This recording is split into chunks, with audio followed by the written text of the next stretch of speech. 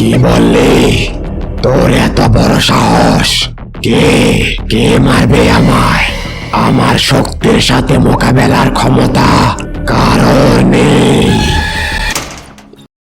এক জঙ্গলের এক ছোট্ট গুহায় বাস করত রূপালী হাঁস। তার কোনো বাচ্চা ছিল না। অনেকদিন ধরে সে মনের মধ্যে বাচ্চার আশা নিয়ে অপেক্ষা করছিল। অবশেষে অনেকদিন অপেক্ষার পর একদিন রূপালী হাঁসের দুটি ফুটফুটে হাঁসের ছানা হলো। দুই ছানাকে পেয়ে রূপালীর আনন্দের আর সীমা রইল না। আমার সোনা বাচ্চারা, আমি কতদিন ধরে তোমাদের জন্য অপেক্ষা করেছি। অবশেষে তোমরা আমার কাছে এসেছো। তোমাদের পেয়ে আজ আমি সবচেয়ে খুশি। মা, আমাদের তো ভীষণ খিদে পেয়েছে, আমাদের কিছু খেতে দাও। আচ্ছা শোনো, তোমরা এখানে বসো, মা তোমাদের জন্য এক্ষুনি খাবার নিয়ে আসছি। ঠিক আছে মা, তাড়াতাড়ি এসো তুমি। রূপালী হাঁস ছানাদের জন্য খাবার খুঁজতে জঙ্গলের ভেতরে চলে গেল।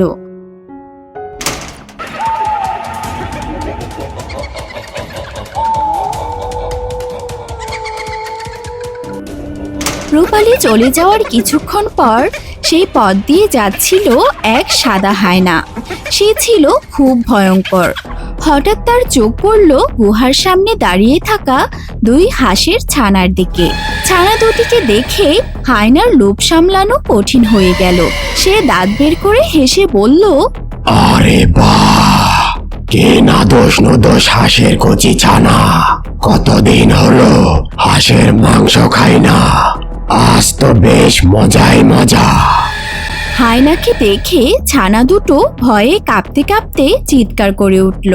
না, আমাদের খেও না, মা মা, আমাদের বাঁচাও মা। কিন্তু হায়না তাদের কোনো সুযোগ দিল না। মুহূর্তের মধ্যেই সে দুই ছানাকে ধরে ফেলল এবং তাদের খেয়ে ফেলল। কিছুক্ষণ পর গুহার চারপাশ আবার নিস্তব্ধ হয়ে গেল। অথচ রূপালী হাঁস তখনও কিছুই জানত না। তার জীবনে যে ভয়ঙ্কর অন্ধকার নেমে এসেছে সে খবর তার কাছে পৌঁছাতে তখনও বাকি।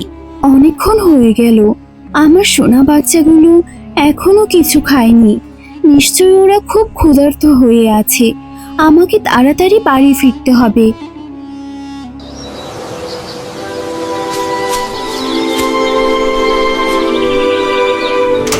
রূপালী হাঁস তাড়াতাড়ি গুহায় ফিরে এলো, কিন্তু গুহার সামনে এসে ছানাদের দেখতে না পেয়ে সে অবাক হয়ে গেল। সে এদিক ওদিক খুঁজতে লাগলো, কিন্তু কোথাও তার ছানাদের দেখা গেল না। রূপালী হাঁস বুঝতে পারল নিশ্চয়ই কোনো বিপদ হয়েছে। সে কান্নায় ভেঙে পড়ে চিৎকার করে বলল, আমার ছানারা, তোরা কোথায় গেলি? মা, তোদের জন্য খাবার আনতে গিয়েছিলাম, আমাকে একা করে কোথায় চলে গেলি তোরা? ছানাদের খুঁজতে জঙ্গলের পথে ছুটে চলছিল রূপালী হাঁস। হঠাৎ তার দেখা হলো কাকের সাথে। আরে রূপালী, কোথায় যাচ্ছ? তোমার মন এত খারাপ কেন? কি হয়েছে বলো তো? কাক ভাই, আমি খাবার খুঁজতে বাইরে গিয়েছিলাম, ফিরে এসে দেখি আমার ছানাগুলো গুহায় নেই, তাই ওদের খুঁজতে বের হয়েছি। সর্বনাশ রূপালী, তুমি জানো না এই জঙ্গলে এক ভয়ঙ্কর সাদা হায়না এসেছে। সবাই তাকে হায়নাভূত বলে। সে যাকে পাচ্ছে তাকেই খেয়ে ফেলছে। আমার মনে হয় তোমার ছানাদের সেই হায়নাভূত খেয়ে ফেলেছে। রূপালী কাঁদতে কাঁদতে বলল, না, এ হতে পারে না, আমার ছানাদের কিছু হতে পারে না। চলো রূপালী, আমরা সিংহ মহারাজের কাছে যাই। তিনি নিশ্চয় আমাদের সাহায্য করতে পারবেন।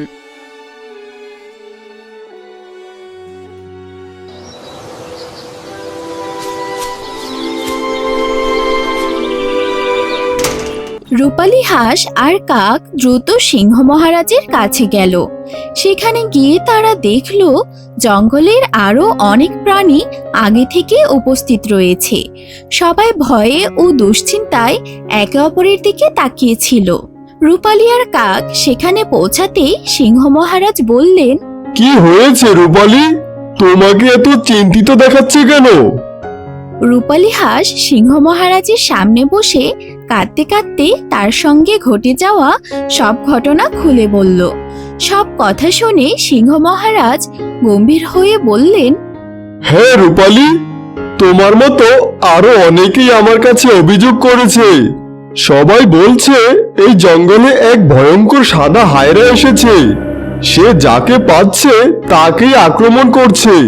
আমি দেখি এই ব্যাপারে কি ব্যবস্থা নেওয়া যায়। মহারাজ, এভাবে যদি চলতে থাকে তাহলে তো আমাদের এই সুন্দর জঙ্গলটাই একদিন ধ্বংস হয়ে যাবে। মহারাজ, দয়া করে কিছু একটা করুন। ওই সাদা হায়নার ভয়ে আমরা কেউ আর নিরাপদে নেই। তোমরা সবাই এখন যে যার বাড়িতে ফিরে যাও। আমি বিষয়টা নিয়ে ভাবছি, দেখি কিভাবে এই বিপদ থেকে জঙ্গলকে রক্ষা করা যায়।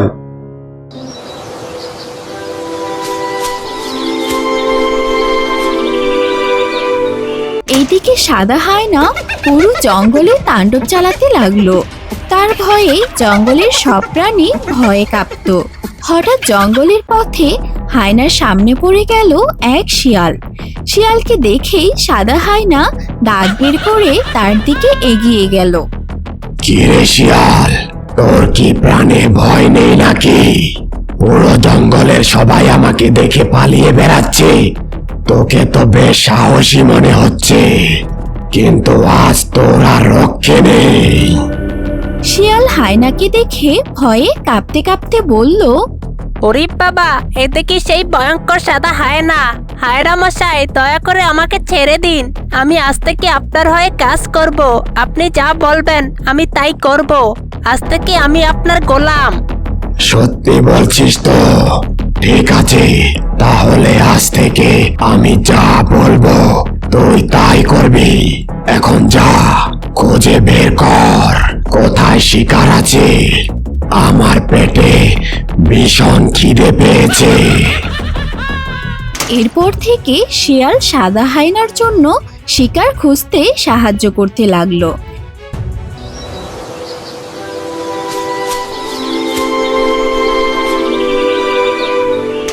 একদিন শিয়াল জঙ্গলের পথে হাঁটছিল। হঠাৎ তার সামনে পড়ল এক মুরগি। মুরগিটিকে দেখেই শিয়াল তার পেছনে দৌড়াতে শুরু করলো। মুরগিটিও প্রাণপণে দৌড়াতে দৌড়াতে নদীর পাড়ে এসে পড়ল। নদীর ধারে তখন একটি হাঁস ছিল। মুরগিটিকে এভাবে ছুটতে দেখে হাঁস বলল, কি হয়েছে মুরগি ভাই, তুমি এভাবে দৌড়াচ্ছ কেন? হাঁস ভাই, ওই শিয়ালটা আমার পিছনে লেগেছে। আমাকে বাঁচাও হাঁস ভাই, আমাকে বাঁচাও, আমাকে খেয়ে ফেলবে। তাড়াতাড়ি আমার উপর উঠে পড়ো, শিয়াল তোমার পিছে। শিয়াল ততক্ষণে সেখানে এসে হাজির হলো। মুরগিটিকে হাঁসের পিঠে দেখে শিয়াল রাগে দাঁত কিরমির করে বলল, দাঁড়া বেটা মুরগি, আজকের জন্য বেঁচে গেলি, কিন্তু মনে রাখিস তোকে আমি দেখে নেব। তারপর শিয়াল চলে যায় জঙ্গলের দিকে। এদিকে হাঁস ও মুরগি নদীর উপর উঠে পড়ে। এখন তুমি নিরাপদ, আর কেউ তোমার কোনো ক্ষতি করতে পারবে না। আচ্ছা, তোমার নাম কি? তোমাকে অনেক অনেক ধন্যবাদ আমার জীবন বাঁচানোর জন্য। আমার নাম পিকু, আমি অরণ্যপুর জঙ্গলে থাকি। ও তাই নাকি? কিন্তু তুমি একা এখানে কি করছিলে? ওই শিয়ালটা তোমাকে কেন তাড়া করছিল? আসলে ওই শিয়ালটা এখন সাদা হায়নার হয়ে কাজ করে। সে জঙ্গলের প্রাণীদের শিকার করে হায়নার কাছে নিয়ে যায়। আজ আমাকে দেখতে পেয়ে আমার পিছনে ছুটতে শুরু করেছে। কি বলছো? তাহলে সাদা হায়নাটা কি সত্যি এত ভয়ঙ্কর? হ্যাঁ হাঁস ভাই, তার ভয়ে জঙ্গলের প্রাণীরা আতঙ্কে দিন কাটাচ্ছে। কেউই জানে না কখন সে কাকে ধরে নিয়ে যাবে। তাহলে আমাদের সবাইকে সাবধানে থাকতে হবে। তুমি চিন্তা করো না পিকু, আজ থেকে তুমি আমার বন্ধু। আমরা একসঙ্গে থাকবো এবং সুযোগ পেলে ওই হায়নার হাত থেকে জঙ্গলের প্রাণীদের বাঁচানোর চেষ্টা করব। সত্যি হাঁস ভাই, তুমি আমার বন্ধু হবে? অবশ্যই, বিপদের সময় যে পাশে দাঁড়ায় সেই তো আসল বন্ধু।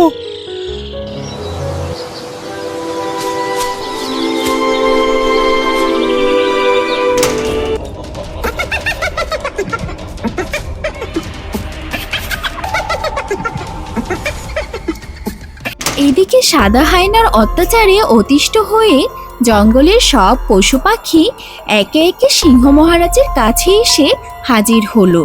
সবাই ভয়ে ও দুশ্চিন্তায় কাঁপছিল। মহারাজ, আর পারছি না। ওই সাদা হায়নার ভয়ে আমাদের জীবন অতিষ্ঠ হয়ে গেছে। আপনি দয়া করে আমাদের রক্ষা করুন। সবই তো শুনলাম, এবার দেখি কিছু একটা করতেই হবে। ওই হায়রা ভূত তো বেশ বার বেড়েছে। রাজামশাই, আমরা কিভাবে ওই হায়রাবতকে সাহায্য করব? সিংহ মহারাজ কিছুক্ষণ চিন্তা করে বললেন, আমিও ভাবছি। হাঁস আর কাক, তোমরা কয়েকজন মিলে জঙ্গলের শেষ প্রান্তে চলে যাও। সেখানে এক ডাকুতান্ত্রিক থাকে। তার কাছে গিয়ে আমাদের এই বিপদের কথা সব খুলে বলো। আশা করি সে আমাদের এই সাদা হায়নার হাত থেকে জঙ্গলকে রক্ষা করার কোনো উপায় বের করতে পারবে। ঠিক আছে মহারাজ, আমরা এখনই যাচ্ছি।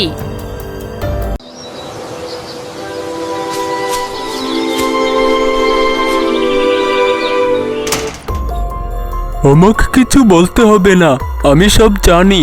আর আমি এটাও জানি হায়রাবুটটা এখন এদিকে আসছে। তাহলে এখন কি করা যায় তান্ত্রিক মশাই? কিভাবে ওই হায়রাভূতের হাত থেকে আমাদের জঙ্গলকে বাঁচাবো? একটা উপায় আছে। আমি এই ছাগলের শরীরে একটি শক্তিশালী আত্মা প্রবেশ করাবো। আত্মা প্রবেশ করার পর এই ছাগলটি পরিণত হবে এক শক্তিশালী ছাগলভূতে। সেই ছাগলভূতে পারবে হায়নাভূতের সঙ্গে লড়াই করতে। কিন্তু তান্ত্রিক মশাই, সেই ছাগলবুত কি সত্যি হায়নাবুতকে হারাতে পারবে? হ্যাঁ পারবে, তোমরা দূরে সরে দাঁড়াও। তারপর তান্ত্রিক যজ্ঞের আয়োজন করে। সে অগ্নিকুণ্ডের সামনে বসে মন্ত্র পড়া শুরু করে। মন্ত্র পড়ার সাথে সাথেই ছাগলের শরীরে প্রবেশ করে এক শক্তিশালী আত্মা। সে ছাগল ভূতে পরিণত হয়। ছাগল ভূত গর্জন করে বলল, আমি জঙ্গলের ডাক শুনেছি। এই জঙ্গলের নিরীহ পশু পাখিদের আর কষ্ট পেতে দেব না। সেই হায়নাবুতকে আমি খুঁজে বের করব এবং তাকে শেষ করে ছাড়ব। হ্যাঁ ছাগলভূত, তুমি এখনই যাও, জঙ্গলের প্রতিটি প্রান্তে খুঁজে দেখো এবং সেই হায়নাবুতকে খুঁজে বের করো। তার অত্যাচার থেকে আমাদের জঙ্গলকে মুক্ত করো। চিন্তা করো না তান্ত্রিক মশাই, যতক্ষণ আমি আছি এই জঙ্গলের কোনো নিরীহ প্রাণীর ক্ষতি হতে দেব না। আজ সেই হায়নাবুতের শেষ দিন।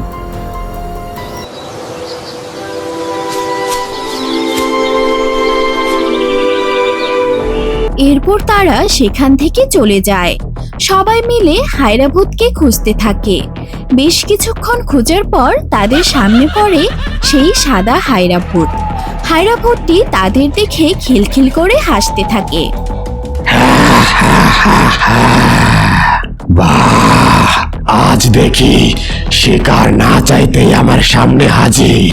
কি রে, তোদের প্রাণের ভয় নেই নাকি? শয়তান হায়রাবুত, আজ তোর জীবনের শেষ দিন। তুই জঙ্গলের পশু পাখিদের উপর অনেক তাণ্ডব চালিয়েছিস। কি বললি? তোর এত বড় সাহস! কে কে মারবে আমায়? আমার শক্তির সাথে মোকাবেলার ক্ষমতা কারোর নেই। হা হা হা, তাই বুঝি? তবে আয় দেখি কার কত শক্তির পাওয়ার। এরপর হায়রাভূত ও ছাগলভূতের মাঝে শুরু হয় তুমুল লড়াই। হায়রাভূত ছাগলভূতের শক্তির কাছে হেরে মাটিতে লুটিয়ে পড়ে এবং সেখানেই হায়রাভূত মারা যায়। ছাগল ভাই, তোমাকে অনেক ধন্যবাদ। তুমি আমাদের পুরো জঙ্গলকে সেই ভয়ঙ্কর হায়নাবুতের হাত থেকে রক্ষা করেছো। হ্যাঁ, তোমার জন্যই আজ আমাদের জঙ্গল আবার নিরাপদ হয়েছে। আমরা তোমার কাছে চিরকৃতজ্ঞ।